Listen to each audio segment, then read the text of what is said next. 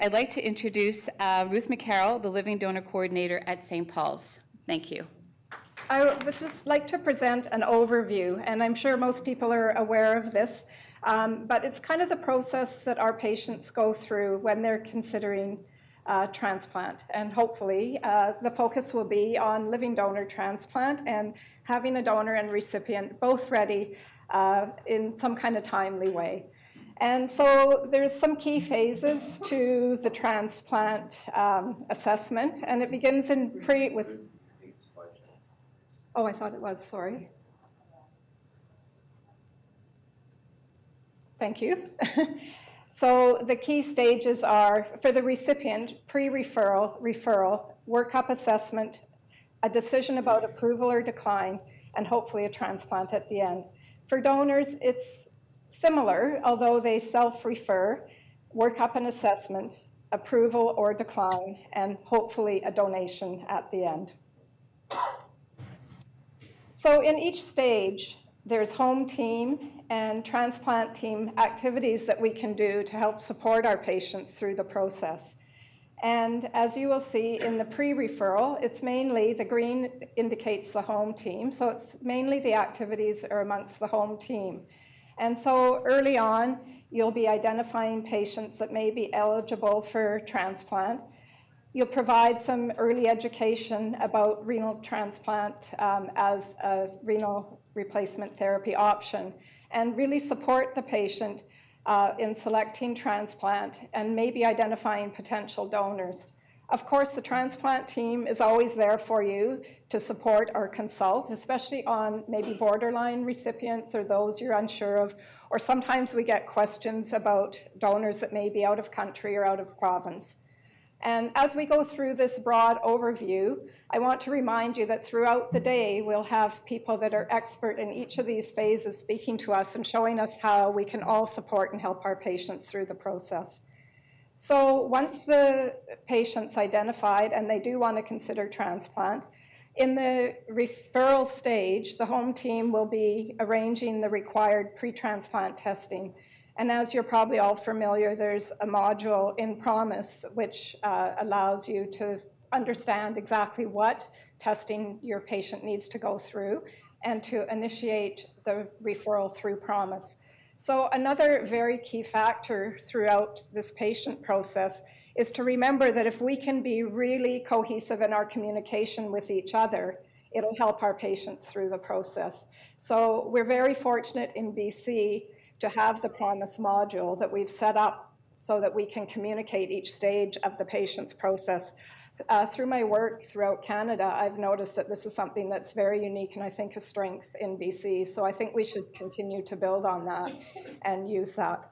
Once the referral is submitted by the home team, then the transplant team, you'll see their duty is in the blue to review the referral and update the status in Promise. So this is their communication back to you, whether the referral can be accepted in the form that they've received it, whether they feel that the candidate is suitable for referral or not.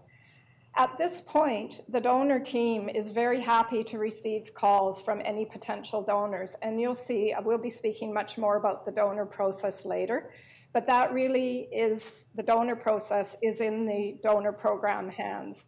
And really beyond a referral, probably doesn't require too much more from the home team. So the next phase would be workup and assessment.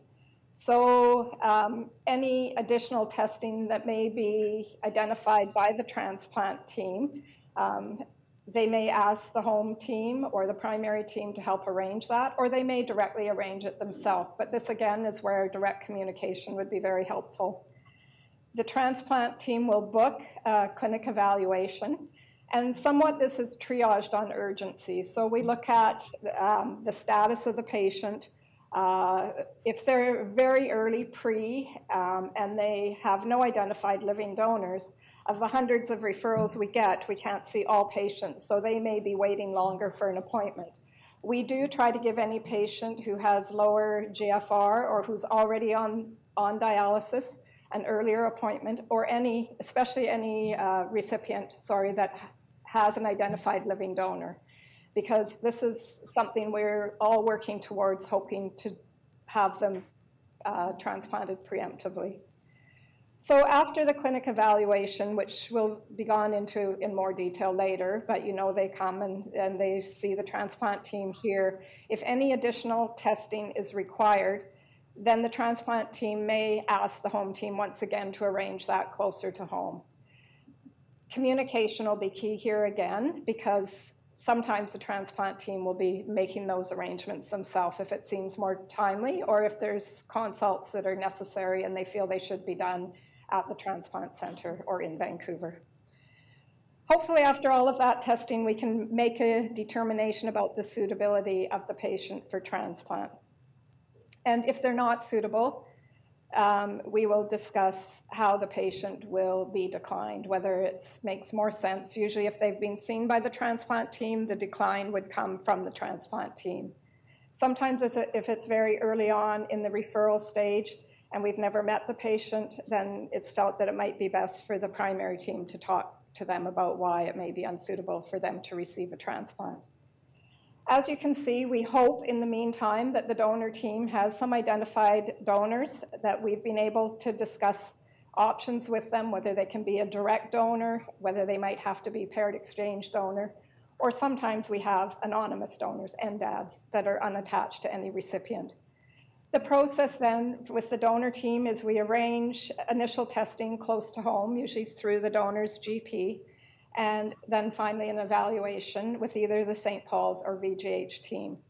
Again, we determine the suitability of the donor. Ideally, if these can both line up and it's early enough for someone to receive a preemptive transplant, that would be our goal. But sometimes one's approved and the other isn't, so we maintain a list of approved recipients and we maintain a list of approved donors. And the transplant team themselves communicates on a regular basis between the donor team and the recipient team to talk about the timing that's, excuse me, either ideal for the recipient and suitable for the donor to proceed. And in the meantime, while they're waiting, we must regularly review the medical status of the recipient.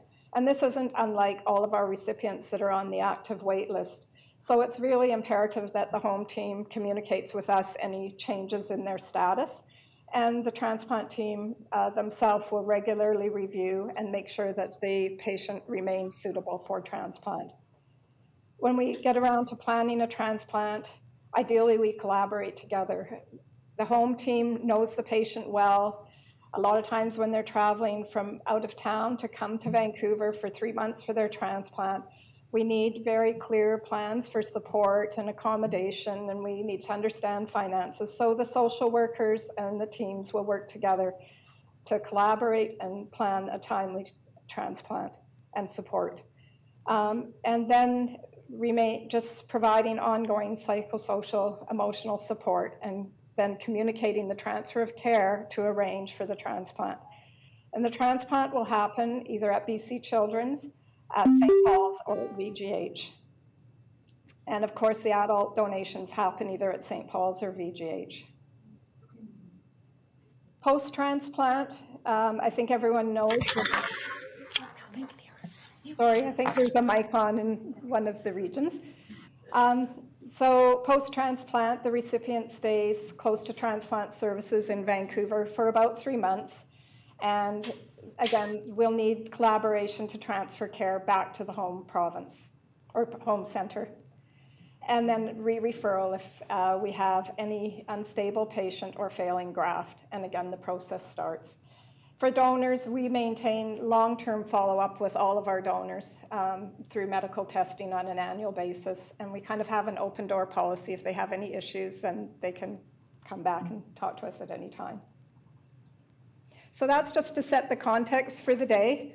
And I'll leave it to Maureen.